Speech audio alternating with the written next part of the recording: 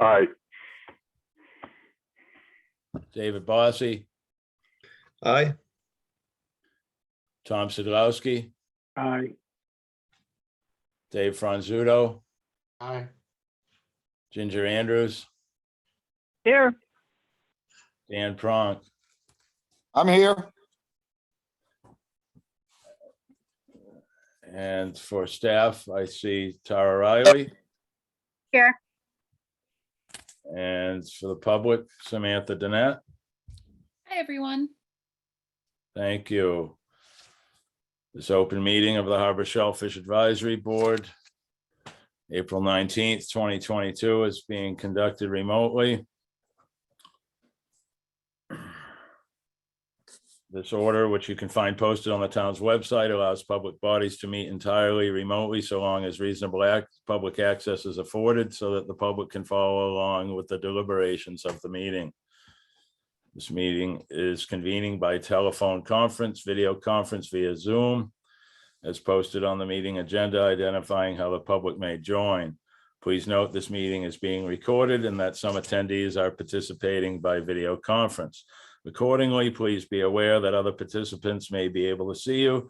Take care not to screen share your computer. Anything you broadcast may be captured by the recording. All supporting materials for this meeting have been provided to the members of this body and are available on the town's website. All discussion will be introduced through the chair. Please wait to be recognized. Please remember to mute your phone or computer when you are not speaking. Remember to speak clearly and in a way that helps generate accurate minutes. For any response, please wait until the chair yields the floor to you and state your name before speaking. If members wish to engage with other members in discussion, please do so through the chair, taking care to identify yourself. After members have spoken, the chair will afford public comment as follows. I, Andy Lowell, the chair, will first ask members of the public who wish to speak to identify the names and address only. Once the chair has a list of all public commentators, I will call on each by name. Any vote taken at this meeting will be conducted by a roll call vote. I'd like to call to order this meeting of the Harbor and Shellfish Advisory Board, Tuesday, April 19th, 2022. Do we have approval of tonight's agenda, please? So moved, Mr. Chairman. This is Ginger. This is Second. Tom, seconded. All right, Ginger Andrews moves to approve tonight's agenda. Tom Sidlowski seconds. All in favor, Mr. Brace, Aye. Mr. Franzuto, Aye. Mr. Pronk. Aye. The chair votes aye as well. Approval of minutes from draft minutes, April 5th, 2022. Does anybody have any suggestions for changes, editing? Bring it up. Say so now, please. If not, I'll entertain a motion for approval. I'll make a motion. I'll second that. This is Ginger. Thank you, Mr. Pronk. Motions to approve the minutes of April 5th, 2022. Ms. Andrews, second. All in favor, Mr. Brace, Aye. Mr. Bossy, Aye. Mr. Sidlowski. I'll abstain. I wasn't at the meeting. Thank you, Mr. Franzuto. I'll have to abstain also. All right, the chair votes aye. Under Chairman's report, reminders, April 25th, NP and EDC meeting. They'll be talking about fertilizer regulations. April 30th is Meet the Candidates Forum. Marine Department report. Is there any representation, please? No, she was not in attendance. Thank you. Natural Resources report. Ms. Riley, please. Everyone, good evening. I had a quick question before I start my report. In the last meeting, I talked about giving a quick presentation on the Peconic Bay Scallop fishery, and I wasn't sure if you wanted me to include that in this report or if you want to put it on a different agenda for a later meeting or what. I have no problem with you adding it to today's report. The Okay. board- How's the board feel?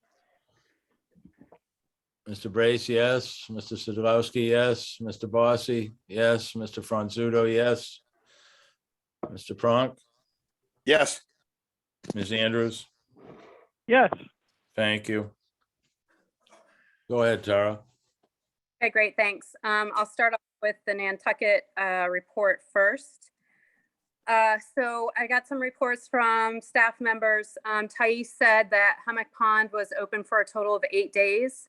Sacajah Pond was open for 5 days, and both ponds drained an average of 2 to 4 feet. As far as Sacajah Pond goes, they're moving forward with installing a bioswale, which is just like a vegetative rain garden to help with the road flooding and improve water quality. Thais has also started our annual water quality sampling and testing for the post pond openings. So she tests before and after to see what the improvement is. Thais, Leah, and Vince are also applying for 3 different grants for Sacajah Pond Living Shoreline Project. That's due May 5th. And so these are all kind of related that have to do with improving Sacajah Pond. If we are unsuccessful in getting the grants, the town has awarded around $250,000 to get or allocated, I should say, to get the project off the ground. So hopefully that budget item will get passed at town meeting. As far as the hatchery goes, right now in our post-set tanks, which means post larva phase, we have about 5 million quahogs that are about 1/4 to 1/2 millimeter in size.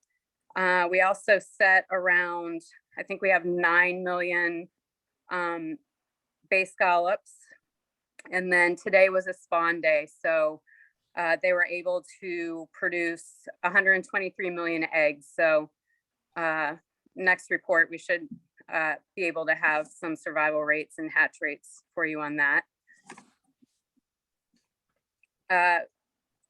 Some important things have been going on with the seed bed out in Mattocket. I'm sure Sam is online. She can fill in any gaps or updates if I miss anything. But last week, they were able to move around 675 bushels. And I know they went out yesterday.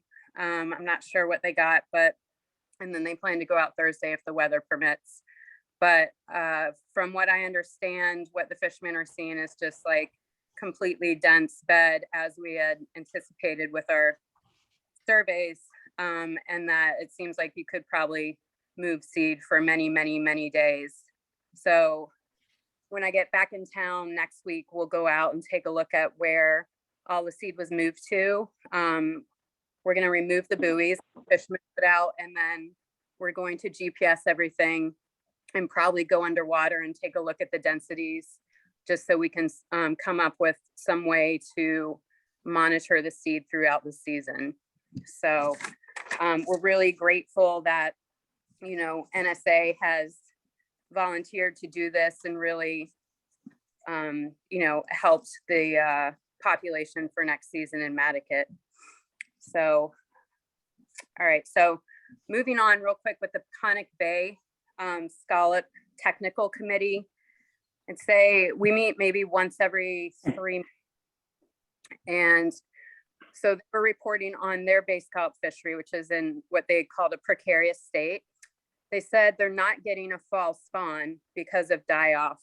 And it's been really detrimental to their populations. So the seed is doing fine, but when it gets to be an adult in its 2nd year, it's dying before they get a chance to harvest it. So they made a real case for the importance of the nub scallop, the fall spawn scallop being really key to kind of the survival of their fishery. So some of the problems that they think they're having is their temperature has increased a lot. They're logging the hours that the temperature is above 77 degrees, which has been increasing over the past 5 years. And they're also logging any dissolved oxygen levels that are below 4 milligrams per liter, which is like hypoxic. So it's, kind of detrimental to a lot of aquatic species. The other thing they're looking at when they find the dead scallops, they're looking at the shells to see what caused the death, I guess. Steve Tuttlebach is really well versed in figuring out types of predation that has occurred on the shell. And he's described, he can tell whether it's a spider crab or whether it's a knobbed whelk or something like that. And let's see.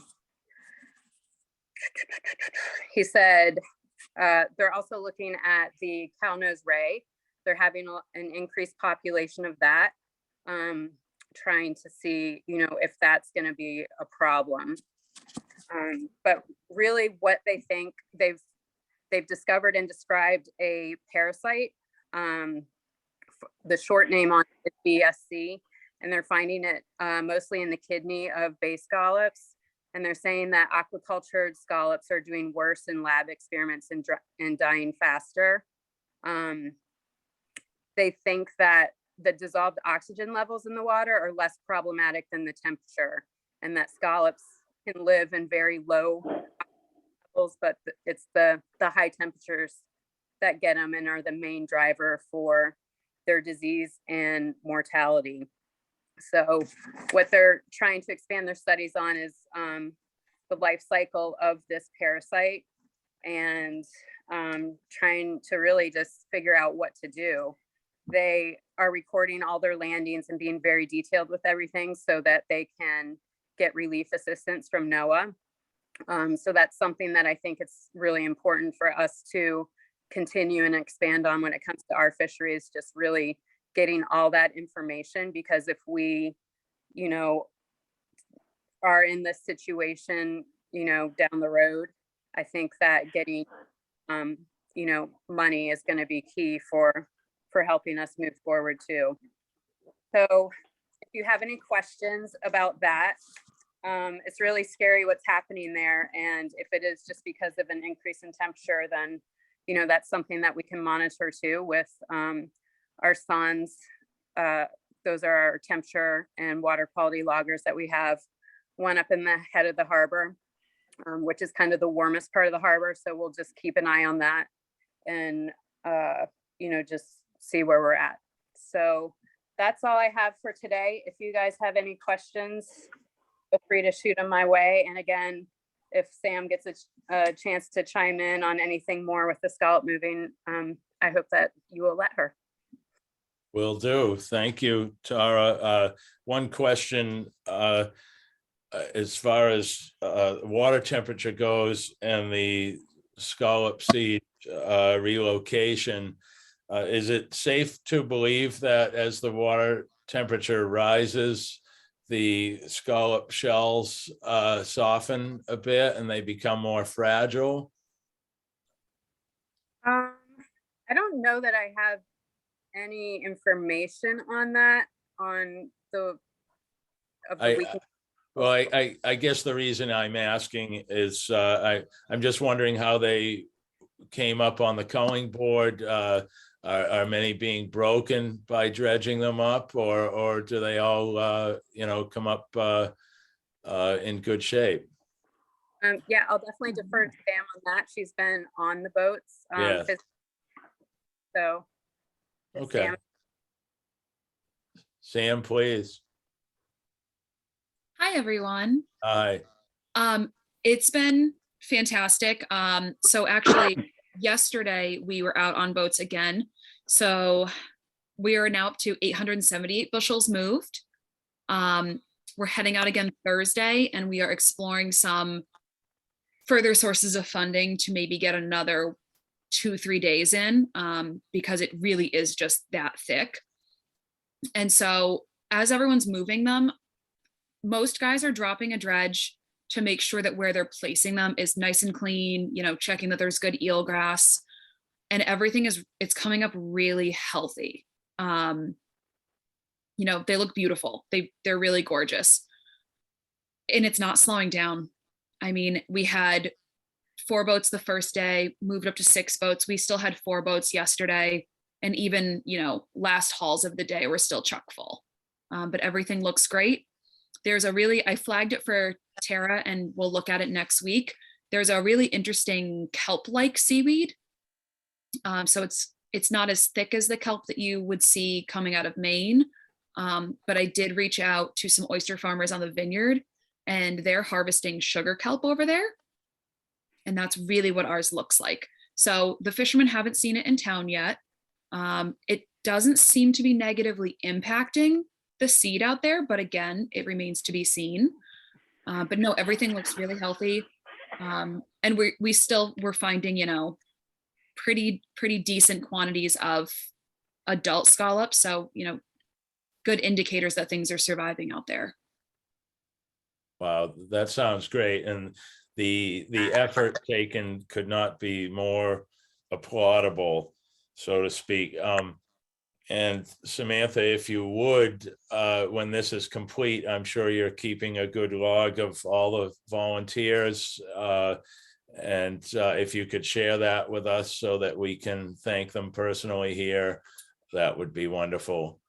Absolutely. We've had a few guys make runs up to Tuckernuck, which is great because the eelgrass up there is just, you know, knee-high thick. It's really beautiful. So I'm excited to work with Tara and her team on monitoring it and kind of seeing if this is a success, because if it is, we're already looking at more adult bushels than we landed this entire season. So good signs. Wow. Thank you very much, Samantha. Board members, anything to add? Any questions or comments for either Tara or Samantha, please? Mr. Brace. Yeah, I guess this is for Tara. You know, it sounds like we could just keep on dredging them up. Is there any danger of, you know, we're going to reach a point where we can't afford to pay the scallopers to go out there and get them all? Is there any danger of leaving them where they are now that we've taken a lot off? And I remember you, Tara, you saying something about, you know, if they drift down into the trenches in there, into the channel, that they end up, you know, they end up dying. So I'm just wondering what we're, you know, I assume you guys are going to want to dive that site to see what it looks like down there, to get a sense of the health of what stays on the bottom. So Yeah, we well, the area that has been marked off for taking seed from is kind of the most vulnerable seed that we decided to move first. So that's where the fishermen have been taking seed from. It was also the most dense, and I think the first day they were saying there's about 25% shell in that, and then as you move farther west, it was getting cleaner and healthier. So I think, you know, I think you might run into fisherman fatigue because there is so much seed going on there. But I really think, you know, at some point you just have to call it. And so we're going to monitor what people were able to move, and that whole area that is left there. Hope, you know, we're going to go do what we call dive tows, where we get towed over so we can cover a wide area instead of like scuba diving it. So we'll get a good idea of the density then and just remap it all.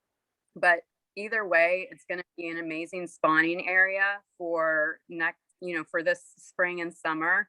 And also those areas that they're moving the seed to are also going to just like add to the spawning areas around Mattakit. I mean, it's gonna be pretty impressive spawning situation, I think, that I've ever seen. So we'll get a good idea next week when we take a look at everything, and I'll report back. Thank you, Tara. Just a minute, Dave. I just want to, as Mr. Brace brought up running out of money, I'd just like to mention that I believe, and Samantha can correct me if I'm wrong, at first the NSA granted $4,000 for seed relocation, And then later on granted another $6,000 for a total of $10,000.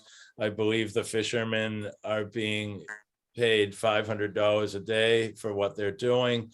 Maybe Samantha can tell us where where we are with how much has been spent so far of that $10,000, and if there is any talk about the NSA requesting and to vote and grant any more. Certainly. Samantha. So we are at 8,000 of the 10,000 spent so far. We have 2 fishermen who will kind of continue doing this as long as needed, and another 2 fishermen who can give us another week or so. To Tara's point, fisherman fatigue. It's been a long season for them already. There are some conversations going on about the Land Council. They have a water fund, which part of their fundraising efforts is very specifically targeted to all things water quality through their Waterkeeper Alliance. So there is conversation about the Land Council potentially kicking in some funding if we need it. But Tara and I also need to connect in a few days and kind of talk about, to her point, we could do this forever. Where do you draw the line? What do things look like underwater right now? And as things get warmer, do we want to keep moving stuff? So we're trying to get as much done by the end of the week and just kind of having to draw a line somewhere. Boy, I can't stress enough how wonderful it is for the NSA to grant this amount of money to make this happen. Mr. Franzuto. Tara, how big is this stuff? The last time I measured it, it was probably in the 50 millimeter size. And that was, I think, back in beginning of March.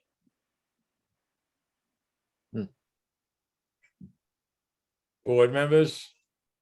Questions, comments, Mr. Brace?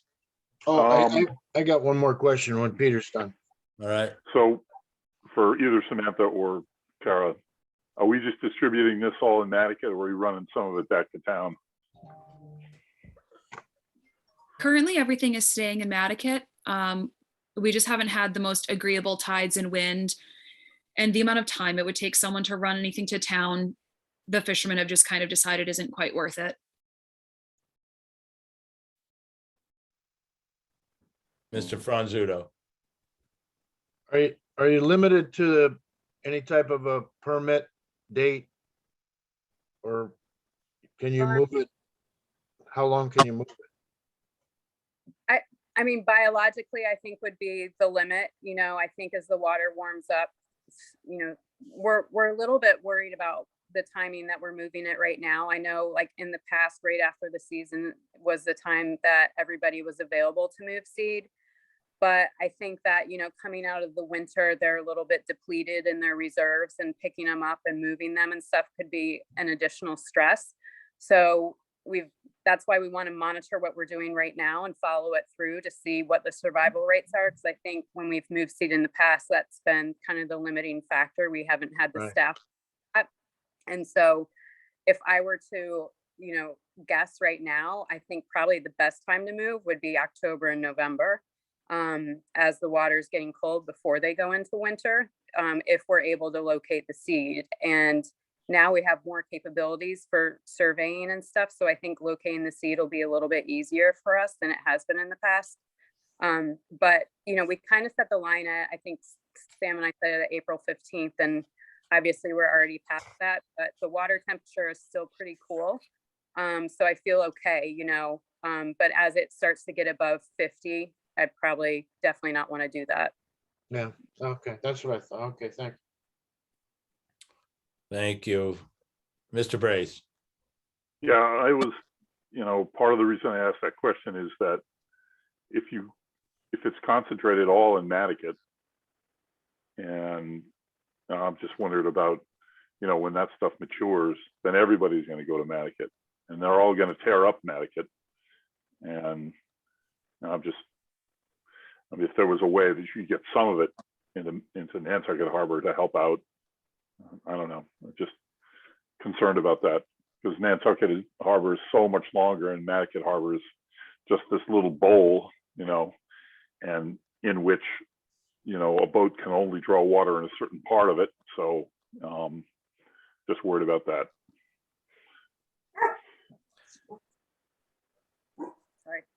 That's a good point. Samantha, has there been any discussion, or Tara, about moving any to town? We talked about it briefly on the first day. The reality is that you're not culling to, keeper level where everything's clean. It's so heavy with this seaweed in addition. So we kind of are doing our best to get rid of the excess of the seaweed. But if you really tried to cull through and really clean it up to just seed, it would take you twice as long. And so unfortunately, with the weight of the seaweed, I mean, the boats are so low, it would take so long to get to town. I don't know that it's feasible. At that point, you'd really have to look at getting a secondary boat to kind of pass it off to. That could be a little bit speedier to town. I was on a boat, we brought 25 bushels to Tuckernuck, and we were heavy in the water. It was hairy. I don't know that anyone wants to take that trek. Yes. I No, just got a follow up. So when we've had the big seed strandings in the harbor, you know, one of the techniques was to, you know, drive the seed back to town and load it on the boat and get it out there. And, you know, you could potentially drive seed back to town and load it on boats. That might be a way. I think we can definitely look at that. And the other thing is that we usually put out spawn cages in both harbors. And I think this year we're just going to dedicate all of our spawn cages to Nantucket Harbor.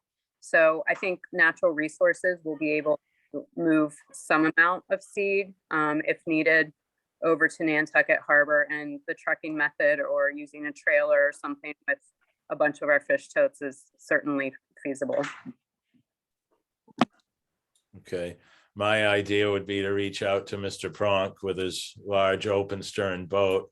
Could probably move I was quite a few just gonna hundred chime in. bushel. Mr. Pronk, please.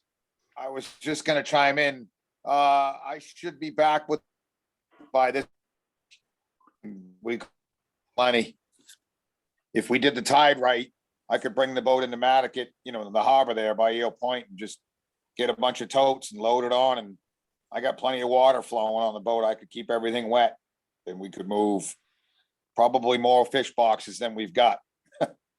So that's a thought. You cut out a little bit. When did you say you're back on island? Oh, hopefully about a week from now. So, which is getting late, but we could All figure right. something out. Let's talk about it offline. Yeah, let's talk about the feasibility. It sounds great. Thank you. Thanks, problem. Dan. I'm not sure if anybody thought of that with anybody else's larger boat. Mr. DaCosta. Anyhow, just a thought. Mr. Franzuto, did you have another question? Oh, I just wanted to comment. We've done that with bigger boats before with Kaiser and a couple of the other boats. So yeah, it's doable. It's hard work, but it's doable. I'm Thank finding you. we're in the in-between right now. We're trying to get this all done while scallop boats are still in and rigged. Mhm. But most of the guys, their charter boats aren't in yet. So we're in this really unfortunate gray area. Yes. But we can talk to Tara about water temperatures next week, and if Dan's around, and try to pull something off, that'd be great. Thank you. Any other questions or comments from the board on the Natural Resources Report or Marine Department? Any comments from the public on Natural Resources or Marine Department? Thank you, Samantha and Tara. Moving forward to old business. The liveaboard application. Do we have something new to discuss here? Has there been some research done, Mr. Brace? Yeah, I did detail our question for Erica, and have not heard back from her yet. I did do that last week toward the end of the week. So I'm wondering if, you know, the holiday weekend got in the way, but she never fails to get back to me. It's just she hadn't got back to me yet. Okay. So All right, and just a quick up to speed on this. We had this on our agenda for quite some time, made some recommendations, submitted an example of an application from a neighboring town that we felt covered some bases that were important to us. And it seems as though possibly some recommendations from our part were left out. So we're a bit concerned about this. And we will continue and wait to hear back from Mr. Brace's inquiries. Mr. Bossy, did you have anything you wanted to add since you brought this to our attention? No, I think that's the best course of action, is to see if it was just it just got dropped from the codification. Because again, it was in the agendas and discussed, and we were told it was approved, and then it just didn't appear when things were codified. So, yeah, I agree. We should just be waiting. Thank you. Board members, anybody else, comments on the liverboard application? Not seeing or hearing any, we'll move forward to excessive sand and scallops dredging plan. Tara, is there anything you could add to this? Any progress on dredging plan from Natural Resources Department? I don't have anything new to add. Okay. Thank you. Board members' comments on this article? Not seeing or hearing any. Moving forward in old business, fertilizer ban articles. Do we have any discussion here? Town you know, I meeting. think.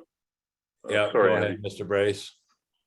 You know, the fertilizer items on the agenda, I think we'll have a lot more to talk about after the planning board, after the planning commission meeting. You know. True, yes. It was mentioned at the previous NSA meeting. One member at the NSA felt that the NSA should be making a recommendation that that all the voters can see and refer to. We'll see if something comes of that. Also, Yes. the other day, maybe it was yesterday, you know, I was driving into town, going past the park that the land bank put in there at the head of the creeks. And I think, Andy, you made note, or somebody made note of what, you know, maybe last fall or whenever they put it in, that that it was a green lawn that they were putting in. And then I think Ginger said no, but they're gonna let the lawn go to, you know, natural vegetation. But yesterday I saw somebody with a fertilizer spreader spreading fertilizer on the lawn there. And I just thought, what are they, crazy? You know, the creek's right there. You guys are putting fertilizer down. So anyway. I mean, Well, I know it's the season when you put fertilizer down, but you know, if that's what they're going to do, is let it go back to, you know, natural vegetation, then it doesn't need fertilizer. And so, and there may be a reason behind that. I think it would be a good idea that we somehow reach out to the land bank about this. It is fresh grass. I believe it was hydro seeded. Maybe for its survival, it needs some feed this season. I'm sure they have an explanation, but we have an explanation as well about our feelings about this. So Mr. Brace, maybe we should invite a representative from the land bank to speak with us about this, because yes, it was brought to my attention last fall. I did mention it at a previous meeting. Actually, it's been mentioned to me by quite a few constituents, so to speak. So there's certainly some public concern about that particular site. Are you asking me to contact them or write them a letter?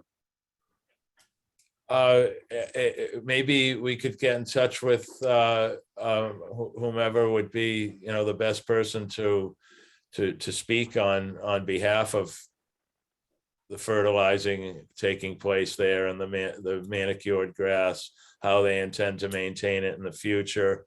Not sure if that would be Rachel Freeman, maybe.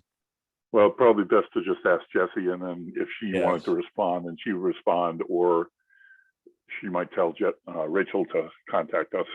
Okay, So I could just email her. that would be wonderful, Mr. Brace. Thank you. All right. Board members, good with that?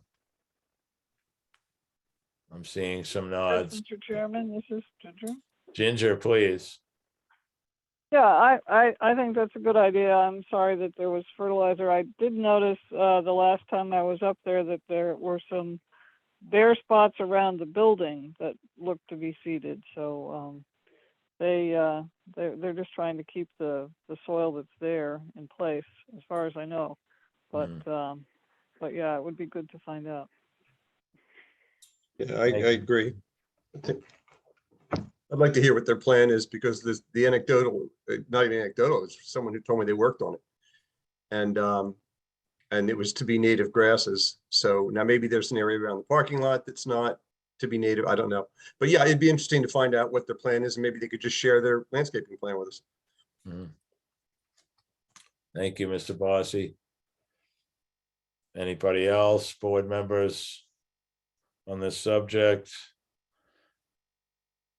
We'll move forward to health of the harbors, stormwater runoff, harbor impacts. This is a new agenda item I'd like to keep on here for a while until we know something is going to move forward. I liked very much a previous comment from Ms. Andrews about possibly mapping where the outfall pipes are and what are the sources to these outfall pipes, how far back inland these outfall pipes and drainage systems are collecting runoff water and shedding it into the harbor. I think it would be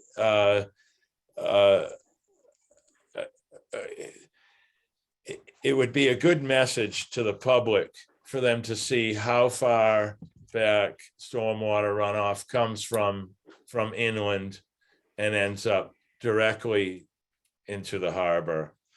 I believe it would be a really good wake-up call for the public to see how much stormwater runoff ends up in the harbor. So thank you, Ginger, for that suggestion. Mr. Chairman. Whether Ms. Andrews, please.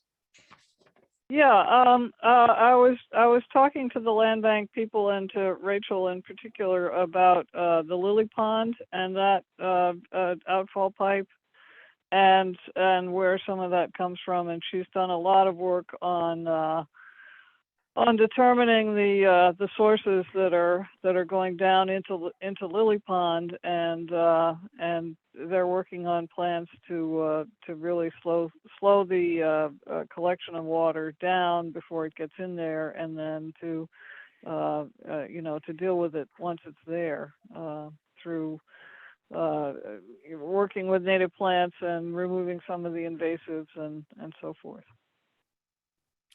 And this is also a perfect example of how far inland uphill from Lily Pond is all of North Liberty Street, the Woodbury Lane subdivision, which backs up to the top of Main Street.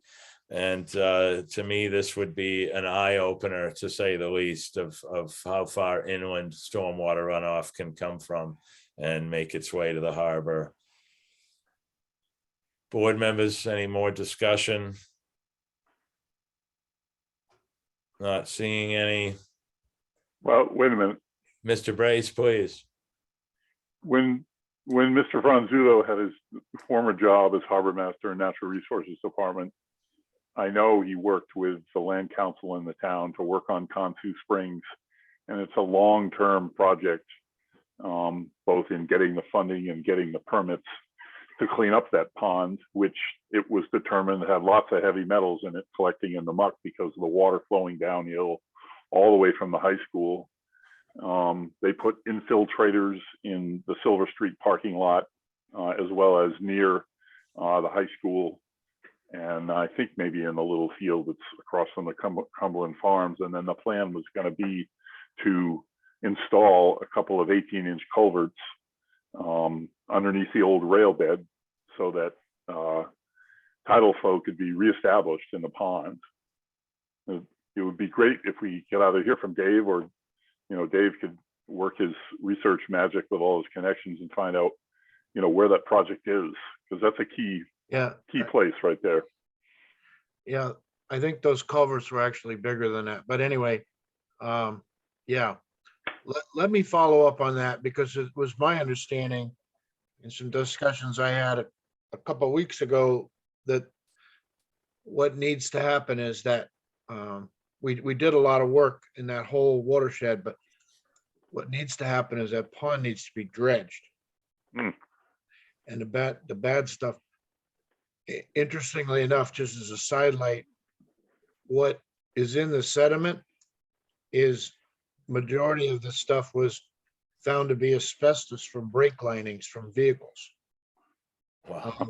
Because of its proximity to the road and also the number of roads that feed into that. But anyway, I made a couple notes. Let me find out where they stand on that, because the culverts were supposed to be big enough and oriented so you ended up with some tidal flushing underneath that railroad bed to flush that thing out, but it had to be dredged first.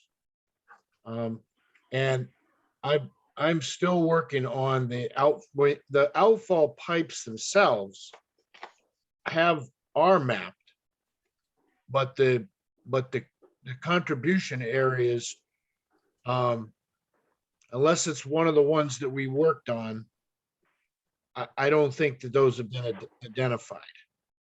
But I think there's enough historic knowledge around that we could probably, do some kind of a, even if it's a rough, I use the chairman's example quickly is, the Lily Pond, and it goes all the way back to the head of Main Street. That's the kind of information that, we need to glean from people that, it goes back to the whole scenario of, Maya Common Pond, was thought to go all the way back to by hatches. So, and we disprove that, but it costs us many hundreds of thousands of dollars to do the study. But my point is, there's enough knowledge around here that we ought to be able to delineate those contribution areas. So I've made some notes and I'll get busy. But Mr. Chairman, I just want to Yes, follow up. Mr. Brace. When I was reporting for the Independent, this was a story that I covered a lot, because there was a lot of movement on getting the work done and getting to that point where the dredging was going to be done and the culverts going to go in, and it was all a question of having the permitting lined up and having the funding in place, and they were moving toward the ultimate goal. And I was being told this is a 5, 6, 7 year project, and here we are a long way from the Independent in those days, and it's still going on. I'm just curious as to what the towns, what they're all about. let me do some digging on that. That's a And I- project near and dear to my heart, because I mean, it was many, many years of chasing permitting and money to get what we did done, but you know, the wetland down by Sales was part of that. The Yep. Great Harbor Yacht Club, infiltrators was all part of that. So yeah, let me do some follow-up on But in all of that reporting, I remember a number. I remember that there were like 32 outfall pipes going into the harbor, that. all the way from the Great Harbor Yacht Club over to the breakers, you know. And there's some that are much bigger, which you could just stand there and watch the stuff come out of them. Some are smaller and some are in the ground, but that was a number I had. And I'm just wondering if you went on the town's GIS website, if they had maybe there's a layer that you can apply.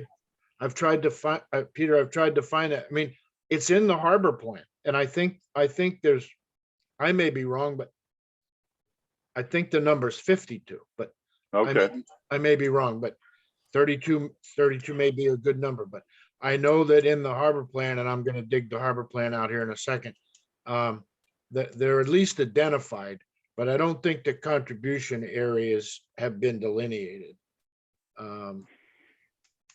But I think Andy's right. I think it'd be one hell of a wake-up call if you realize that where you are, be it wherever you are in town, that maybe also in the harbor plan, if you remember, there's those ceramic discs by the outfall pipes that on the curbs that were embedded in the curbing. That was Yeah. part of it. So people would have a visual that when And they they- were pouring the paint down the storm drain, that there was a discharge to the harbor. So anyway, let me do some digging. I believe the Natural Resources Department replaced those markers on the drains, the ones that were really faded. As you walk around town, you can look and see how they're bright and shiny. So because Oh, I some of didn't them are really far gone. Thank you, Mr. Franzuto. It was actually, your enlightenment that brings this to the front burner for me when in the past, you've stated how some storm drains in the high school area drain to the harbor.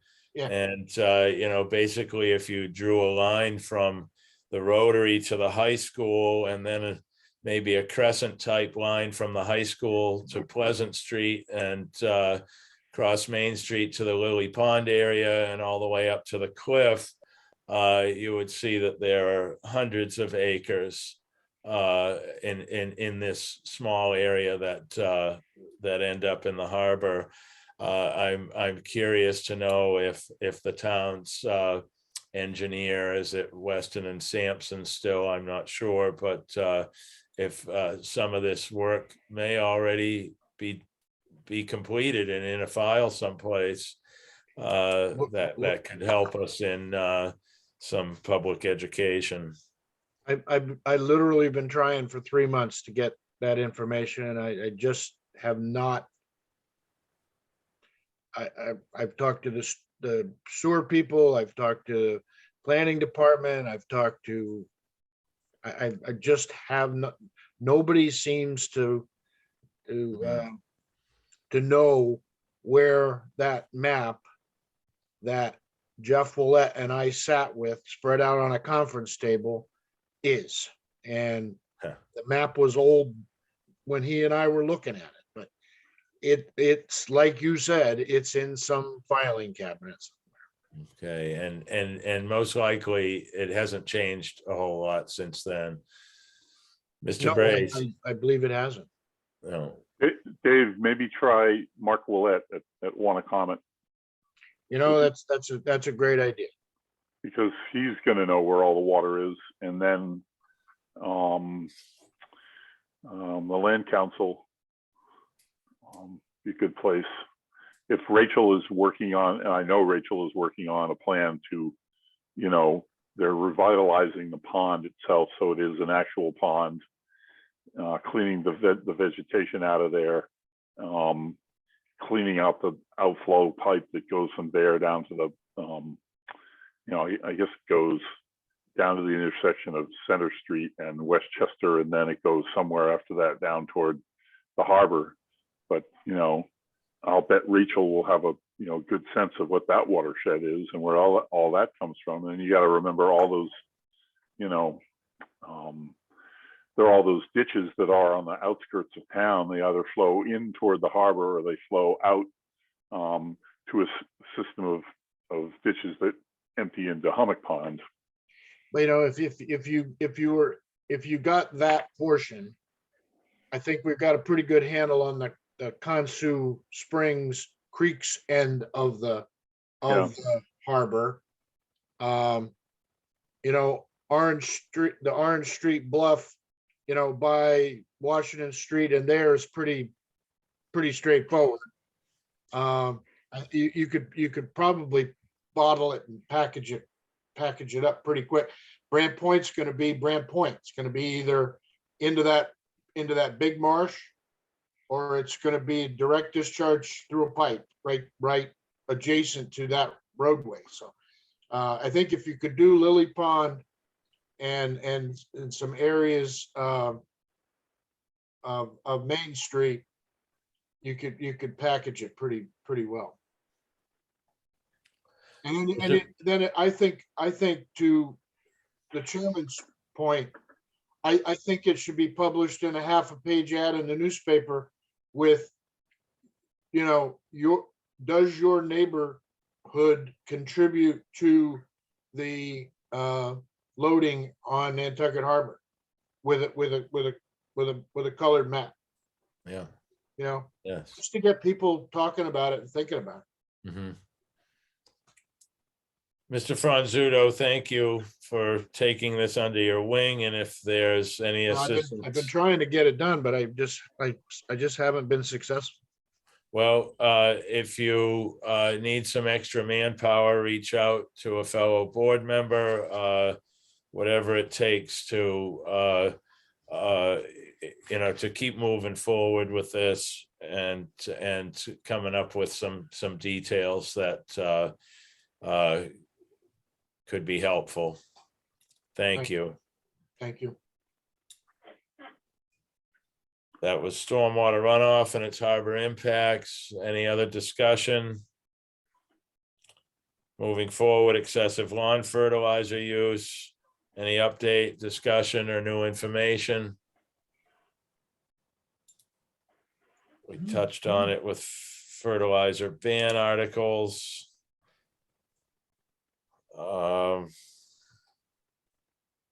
Not seeing any, I'll move forward to the FDA shellfish taking prohibition in mooring fields. We're keeping this on here. Ms. Riley, is there anything to add? No, it got sent right after I talked to you guys at the last meeting, and we have not heard anything yet. I'll probably get Jeff to see if we can get any information before May 1st. Is it currently closed? Is that horseshead area currently, has it been closed since the notice came out? Open until May 1st. I'm sorry? Open until May 1st. Okay. Any idea of anybody having scratched around over there for cohogs yet? I haven't really seen anybody out there. Yeah. All right. Just curious to know if somebody were fishing over there, it'd be interesting to see what they're taking up and what they look like. Mr. Franzuto, did you have your hand up? Yeah, Tara, I missed the last meeting because I was traveling, but that letter went out. Yep, the letter went out, and we haven't heard anything yet, but it went out Okay. to all the key people that needed to see it. Okay, great, thanks. Thank you. Board members, comments, questions? I guess Mr. Brace. knowing how slowly things move with the state and federal governments, the ban will most likely be reimposed on May 1st. And then if the FDA and the DMF hear us and say, okay, you guys are doing it right, Tara, do you think that they'll reopen it before the next time it's closed? Or are we just looking at a closure all the way until next May 1st, until they look at it and go, okay, or whatever? Just I think that, yes, you are correct in that the DMF is slow in getting around to making decisions and things like that. So best case scenario, yeah, they will issue something to keep it open. But I think the way the letter was written, I think there are some areas that could be open that are less risky in the DMF's mind. So I think that it's going to take them some time to come up with some new lines to draw. But I'm hopeful that the horse shed and Holbert Ave will be open. And that's something that we're really pushing for. But I think that to have it happen before May 1st might be like a tall ask for them. Thank you. Mr. Franzuto, please. Yeah, Tara, I know also in your letter, and it's very important to get that line drawn inside the hatchery. So the hatchery is not in that closure. You know, and the point has to be made. And if there's any type of public comment or public hearing, you know, let me know. But the point has to be made. The amount of velocity of water that goes by that hatchery on every tide cycle, the hatchery should not be included in any type of closure. I agree. I know you do, but I'm worried about that. I'm worried about that line because it's been so glib for the last 50 years to be able to say from Brant Point to the shipyard. You know, I've probably said it a million times myself, but it's so glib. But you know, who'd have thought that 50 yards would be so important, for your operation. I mean, that's why we suggested the Coast Guard station, because that's also an easy point. Right. Tara, just for clarification, is what Mr. Franzuto is talking about here, as far as the hatchery, this closure could have an effect on what, your water intake for the hatchery? No, the closure has an effect on what our permit will allow us to do with the hatchery. Right now, we can't grow out or handle anything larger than 25 millimeters. So, essentially like holding broodstock under the dock that are adult sized, or, if shellfish in our tanks outside get bigger than 25 millimeters, we're in violation of our permit. And that's really hard to do business, especially with some of the different types of restoration we're trying to do. So we're trying to get that changed. Thank you for that, Tara. Board members? Nothing else on the FDA shellfish taking prohibition in the mooring fields. Next item in health of the harbors is water quality testing. Any discussion, new information, comments? Please be heard now.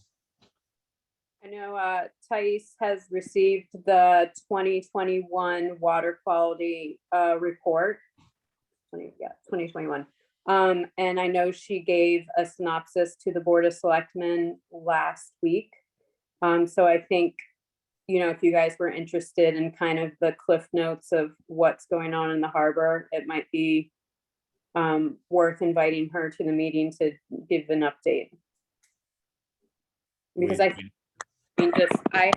personally have not seen the report yet, but I know that she had mentioned that there were some changes between 2020 and 2021. Okay. If she'd be prepared for the next meeting, maybe you could let one of us know. If not, we'll schedule that for a future meeting, because we would be very interested in any information she has. Right. So thank you for that, Tara. Board members, Yeah, Mr. Franzuto. yeah, just to emphasize that, I think sooner than later, because we're already into the next water quality sampling period. So sooner, if we could hear the results sooner, I think it would be better for the board's information. Okay, So let's try and get her for the next meeting if we can. okay. Thank you, Mr. Franzuto.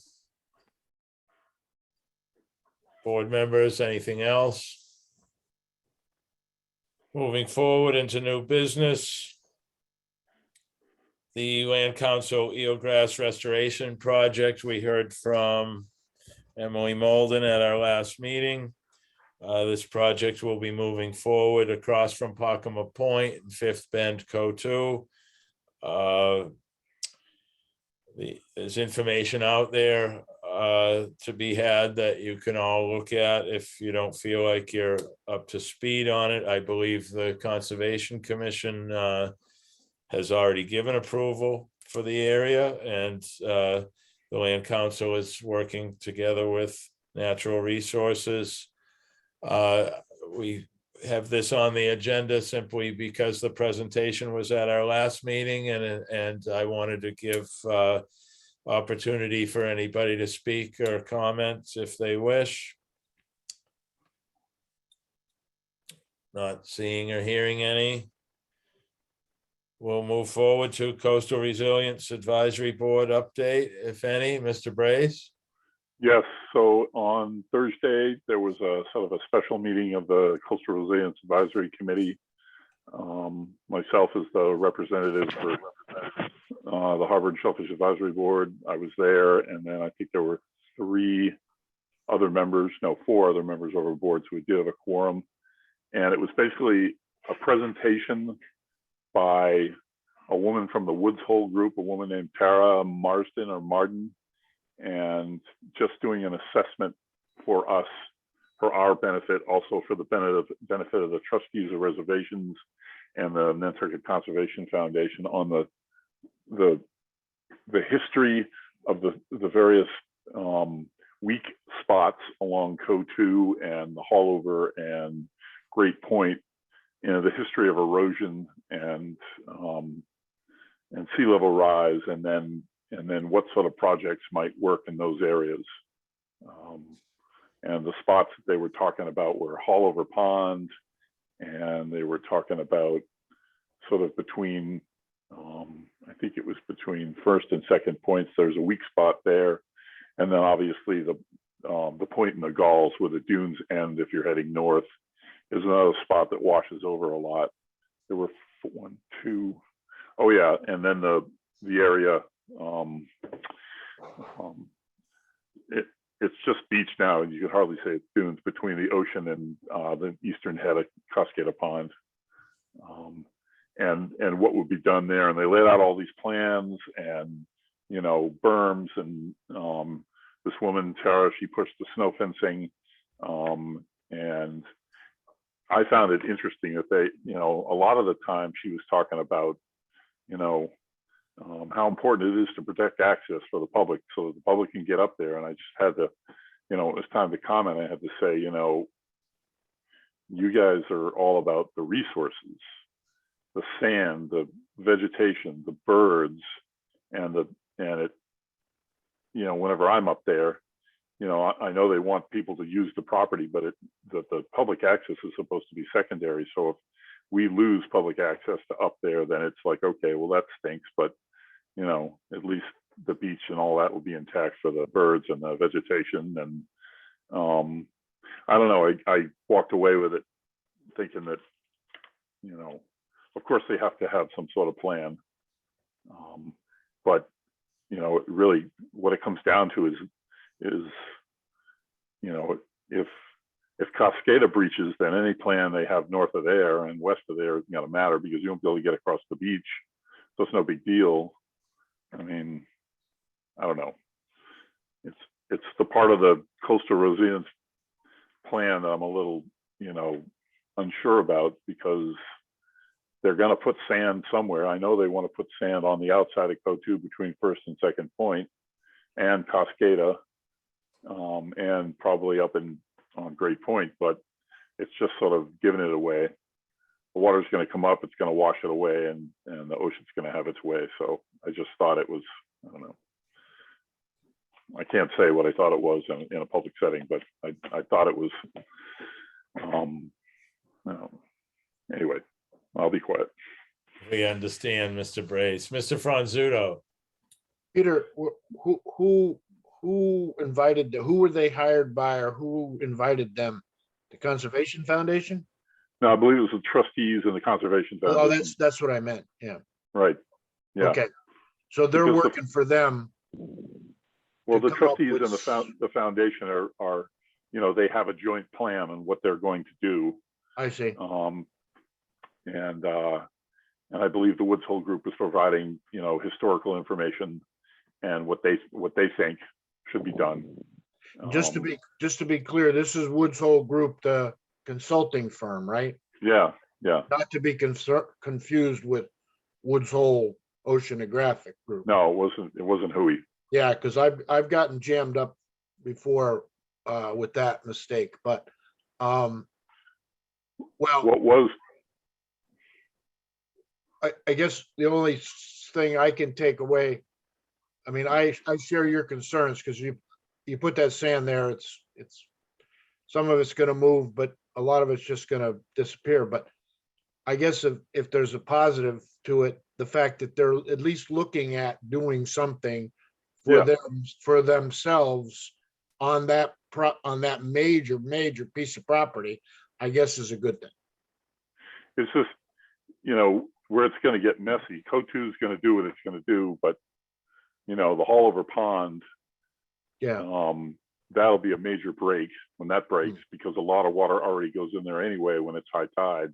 Sure. And the only thing keeping that from going through is the dune and Cascada Pond. If any of you guys have been up there, you know, there used to be a substantial dune between the pond and the ocean, and now there isn't. It's just like a, you know, like a bald head with a little bit of, you know, so. For you, Mr. Chairman. I have a comment when you. Okay, finish, Peter. Mr. Brace. Thanks, Peter. I'm done. Okay, Ms. Andrews, please. Well, I would like to comment on that, because I'm not sure exactly what you mean by the Cascada Pond. There's two ponds closer, sort of salt ponds closer to Wauwinet, and then there's, you know, the larger Cascada area Cascada Pond area that goes, you know, sort of bounded by the what they call the glades. Yep. And the low cedar forest there. And what I've observed in Mattocket is that salt marshes, such as are growing there, tend to be more erosion resistant themselves, because of the densely packed vegetation, the roots,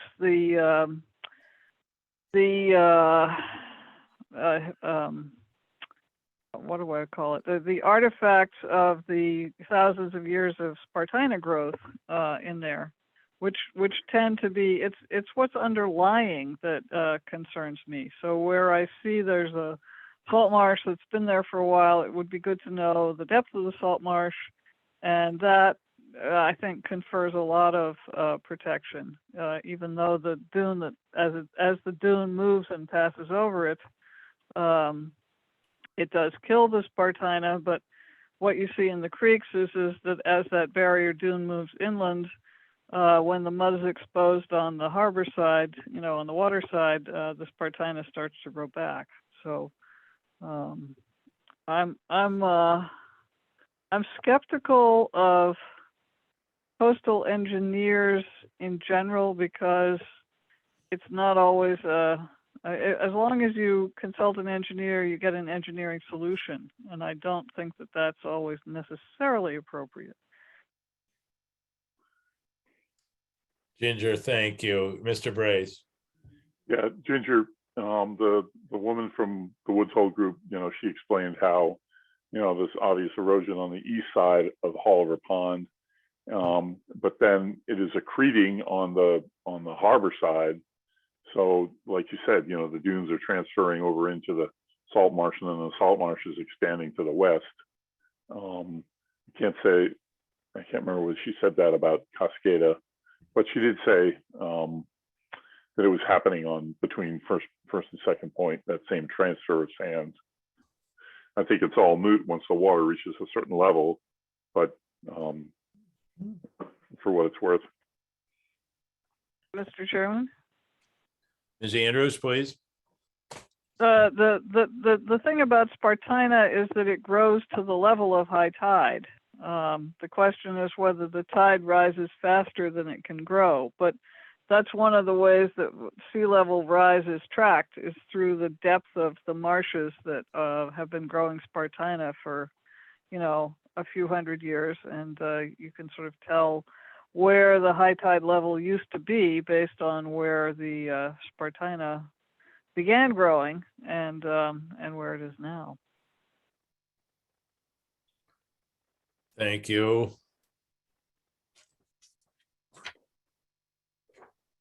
Any other comments from the board on the Coastal Resiliency Advisory Board update? Mr. Brace, I believe the select board in a previous meeting spoke about some results from the 2-day seminar that we attended. I was not able to attend that select board meeting. I'm just wondering if any other board members had viewed that and if there was anything in particular that would be of interest. I didn't view it. I believe it was Vince Murphy giving them an update on, how it went. So I didn't see it, although not the last select board meeting, maybe it was. The select board made the Coastal Resilience Advisory Committee permanent. At-large members will be continuing to be appointed by the select board, and members like myself representing the Harbor and Shellfish Advisory Board will be appointed or reappointed by their respective boards. So that's the select board, saying yes, this committee matters. Yes, this is an issue we care about. So, thank you, Mr. Brace. Board members, any other questions or comments? Not seeing or hearing any. Do we have any public questions or comments on tonight's agenda discussion? Samantha. Just real quick, going back to the fertilizer ban, I just want to let you all know that we submitted on behalf of the Shellfish Association just a very brief statement signed by myself, Bruce Benny, and Kevin Kuster, our co-presidents, that we support any and all efforts to decrease fertilizer use, to utilize the ban that we have on hand, and if all else fails, to enact a larger ban. So that was just a very short one. There is a longer letter to the editor that Emily Molden from the Nantucket Land Council has put together, and that is co-signed by Emily, myself on behalf of the Shellfish Association, and Joanna Roach, the executive director of the Mariah Mitchell Association. I'm happy to share those with this board via email as well. Okay. If the Inky does not publish those, we will be posting them on our own social media channels and sharing them with our membership bases via email. All right. One thing, Samantha, that I found interesting, I'm not recalling the gentleman who had brought it up at the last NSA meeting, but if it seems like the ban article is going up in smoke, so to speak, I'm wondering, and it was my thought as well as his, that if somebody could be prepared with an amendment to have a sunset date on the ban somewhere between 3 and 5 years, put this out there more as a test rather than an all-out ban that lasts through eternity, to at least give it a shot and do some water quality testing along the way through those 3 to 5 years, so that we can actually have some solid proof of whether the ban makes sense and is making a difference. And I thought that was a good idea.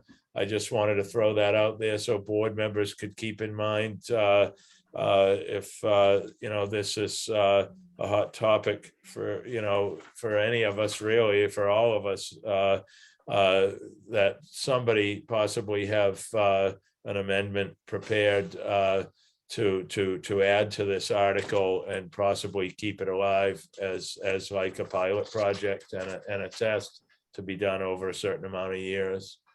Samantha, was that discussed at all? I have a And meeting on further- Thursday with the presidents about what our approach would be to potentially propose an amendment.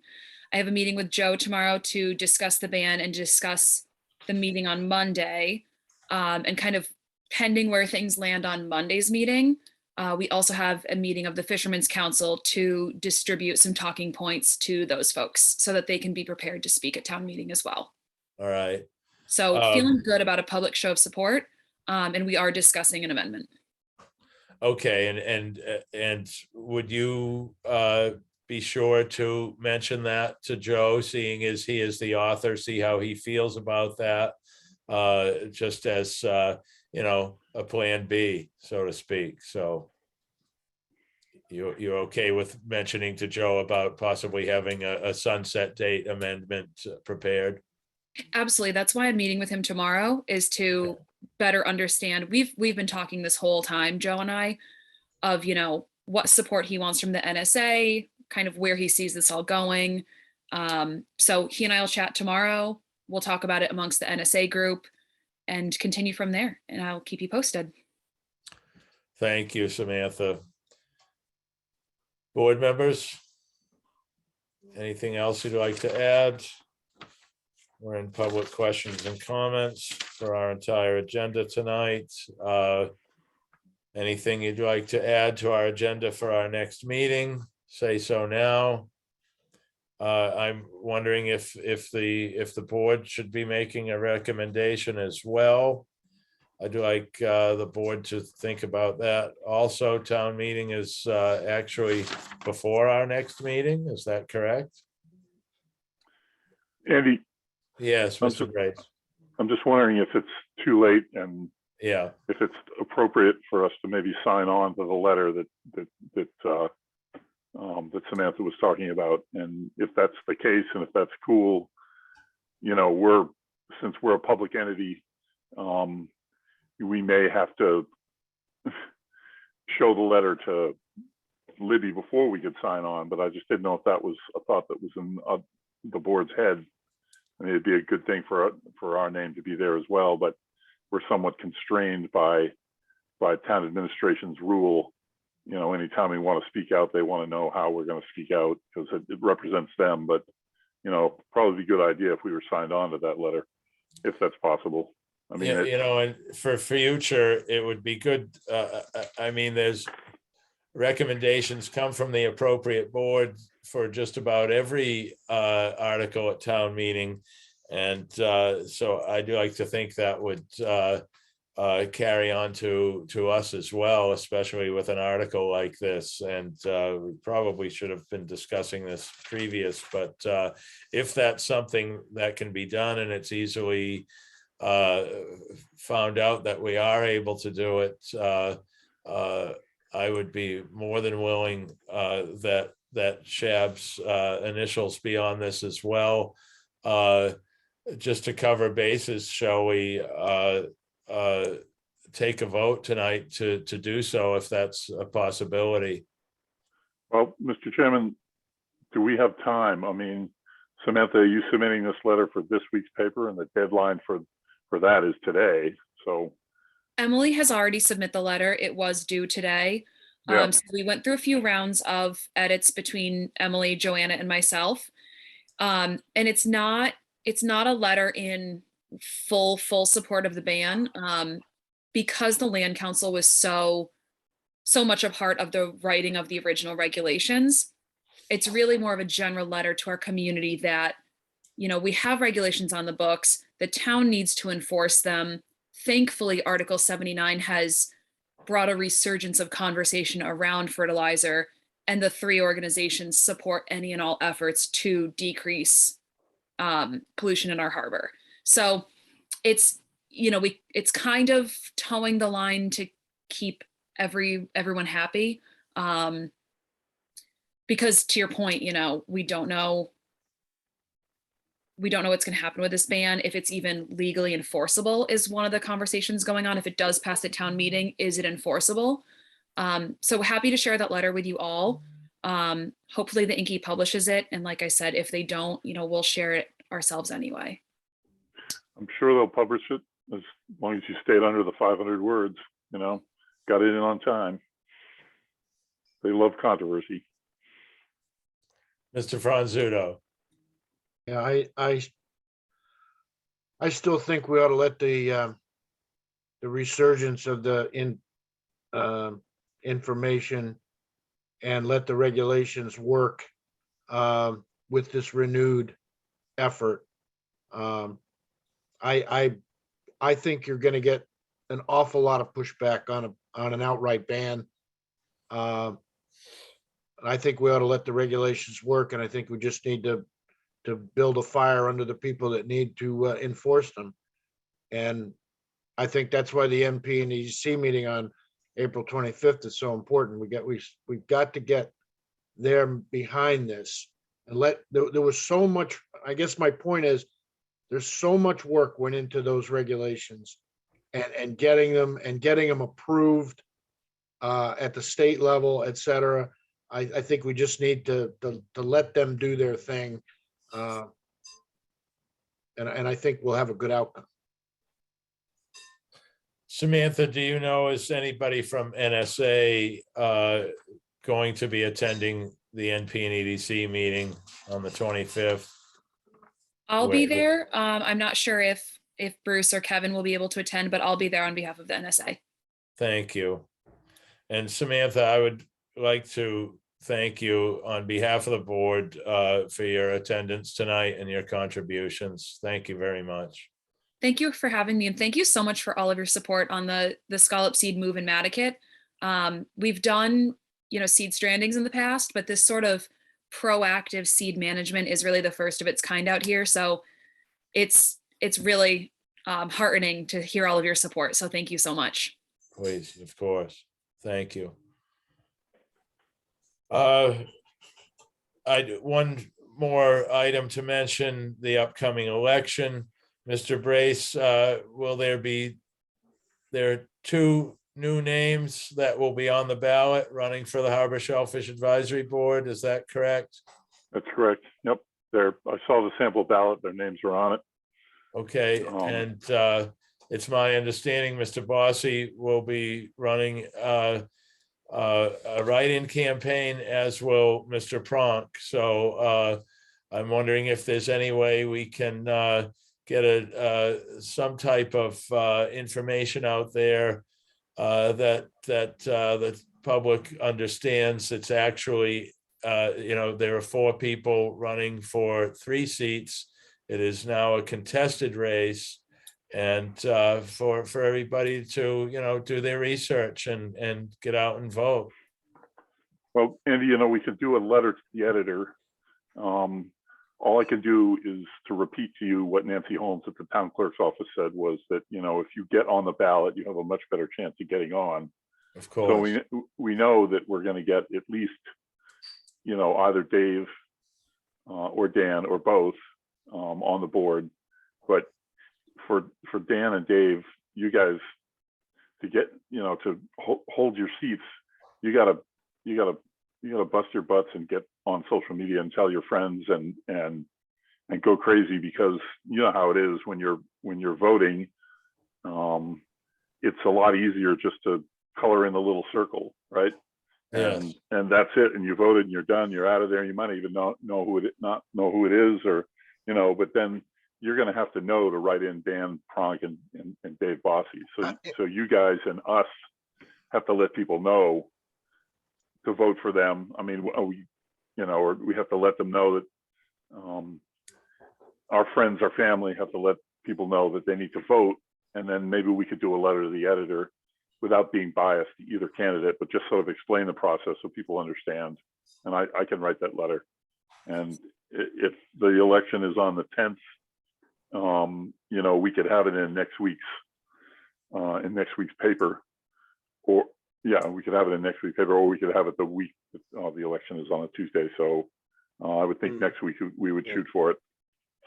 But that would mean you guys would have to trust me to write the letter without taking a vote on it. Well, Mr. Franzuto. well, I mean, I'll vote right now, but the point is that Dave, weren't you a write-in candidate the last time? I was, right, for And the same reason. I wasn't here to draw papers. Yeah. I see, but how did you get the word out? How did we get enough votes to keep you? It was all social media, email, Social media? Okay. email lists from my friends, my wife's friends, and it just cascaded from there. The Habitat for Humanity went through them, everybody could think of. I just All right, sent out a and you're gonna BCC. do that again? Oh, yeah. Oh, yeah. Oh, okay. I don't know. I mean, I agree with Peter. It's so much easier to just circle, blacken the little dot there thing, but Dan, are you prepared to do all that too?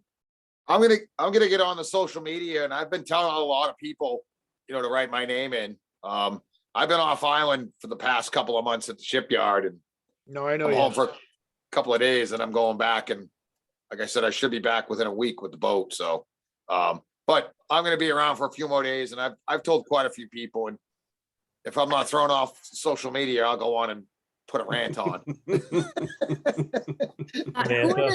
Who are the two candidates that are listed on the ballot? Yeah, one guy's name is Stephen Payer, and the other guy's name is, I think his name is Steve Anderson. I think Steve Anderson is somebody who lives in Matticat. And Is it Steve? no, Scott Anderson. Scott Anderson. Is it Scott Anderson that used to do the hub? No. I believe I believe Scott Anderson's a builder of sorts. He seemed to be possibly a retired gentleman. Yeah, he was an older guy. I know of two or three Scott Andersons, and he was neither of the two or three that I know. All right, But well, no offense to either of the gentlemen, but I've been doing this for 30 plus years, and I got to tell you, for somebody coming in for what we have going on in this town with these critical issues that we have, my opinion, you have to have Dan Pronk and Dave Bossy, because it's going to take these guys a year to figure out what we're even talking about. Mhm. So, I mean, I would second what Dave said. that's just so important. And I want to stress that, the importance of having Dan on the board. He's our only fisherman. Yes. When we used to have, 3 or 4 fishermen on the board, Yep. we need that perspective. And I know we'll always get the perspective from you, Dave, and from Andy, but, to have Dan's invaluable. So, we just all got to get the word out. I'm sorry to lose Tom, because, Tom is, again, he's been through this with us, and he's done a great job. His insight has been fantastic. And Tom, I'm sorry to see you're moving on, brother. Tom, you might expect some text or some leaning on your shoulder, believe me. So I couldn't be more proud to have had you serve here with us. You've been a wonderful contribution. I reiterate, Mr. Franzuto, we're saddened for your departure, but also support your future endeavors. I'd like to, in the past, as far as the ballot goes, there were issues with, the markers that they provide for writing, for filling in the oval are like Sharpies. When you're trying to write somebody's name in that very small space, oftentimes the Sharpie just simply becomes a big dark blur and the name can't be read. Therefore, they will not count the vote. I believe in the past, people have used little stickers that can possibly be made at office products.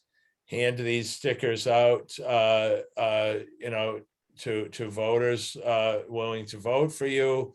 I'm not sure if they can be handed out at the voting area. I see Samantha shaking her head.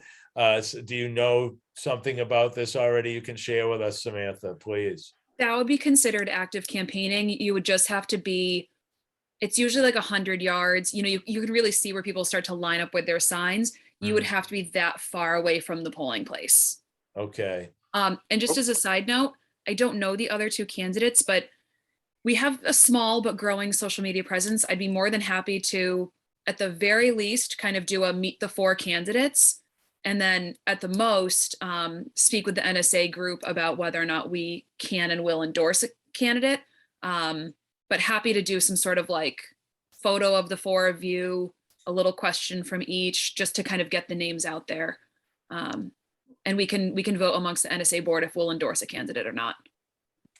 Plus I checked with the Nantucket Civic League, and both Charlie Stott and Peter Morrison, they invite the candidates to come to the candidates forum because it is a contested race, and each candidate will probably get 5 minutes to, speak your piece and say what you're all about. So it means they got to reach out to those guys and say, hey, you guys got to attend this. And, both Dan and Dave will have to do that as well. And then I'll call the town clerk's office and see, if you can't put a sticker, then maybe you bring your own pen and write the name in fine print or whatever, just so that, because, you talk to the poll workers, the town clerk's office, people write in all kinds of crazy stuff that you can't read, but this is a serious thing. We're trying to get people elected. Yeah. So I'll make sure I get that information.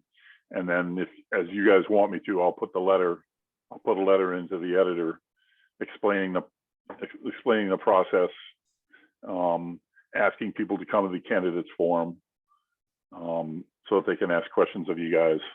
So that letter would be for the May 5th issue, which would be between the election and town meeting. So it'll be timely. Yes, Mr. Franzuto. David, are you able to attend that? Dan, are you guys able to attend that meeting? When would it be? Candidate When would it forum. be? It's April 30th, I believe, at 5 p.m. I think.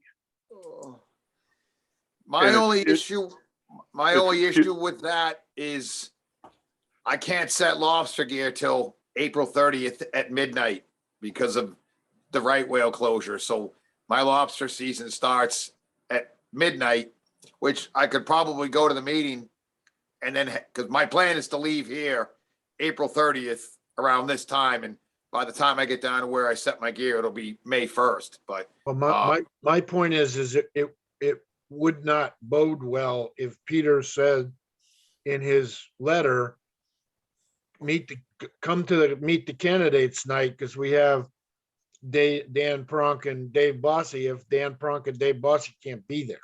no, I understand that. I totally Well, understand. you guys, it's a Zoom meeting, so you can be there. You can be tossing a trap over and holding your phone up. And Oh, it's a And you are- Zoom meeting? Oh, I'm sorry. I thought you it's had. a Zoom meeting. I Oh, think okay. there's just, yeah, no offense. I'd have to call in on the satellite phone because the phones don't work while we're going. But if that's the case, we can push it off. I can push our departure off till later that night. And that's if the weather cooperates. Well, So- get the information to you guys. Make sure you know when Yeah, it is. okay. and- Definitely. Yeah. Either that, or we could have a unanimous, unmarked airplane fly over, and some stickers could fall out of the election and rained down with Dave's name and my name on them. I don't know what the plane was, but geez, coincidentally. What does the board desire as far as a letter to the editor from Mr. Brace? I'll make a motion that he write the letter that, is probably patterned after the other one that he wrote, but including these other two people, but I make a motion that we get that into the paper for May 5th. Second. Wonderful. I was glad to hear that. Thank you. Mr. Franzuto has made the motion for Mr. Brace to write a letter. Mr. Sidlowski has seconded it. We'll do this officially. All in favor, Mr. Bossy, Aye. Mr. Bronk, Aye. Ms. Andrews. Aye. The chair votes aye as well. Thank you, Mr. Brace, for taking the time to do that. Appreciate it, as does the rest of the board. Anything else on the election? Not seeing or hearing any. If there's nothing somebody has in mind to add to our agenda for the next meeting, I will entertain a motion to adjourn. So moved. Second, Mr. Chairman, this is Mr. Ginger. Bossy has motion to adjourn the meeting. Ms. Andrews seconds the motion. All in favor, Mr. Sidlowski, Aye. Mr. Brace, Aye. Mr. Franzuto. Aye. Chair votes aye as well. Thank you very much, board members. Thank you to the public and Samantha Danette for joining us. Good night. Good night. Good night, all.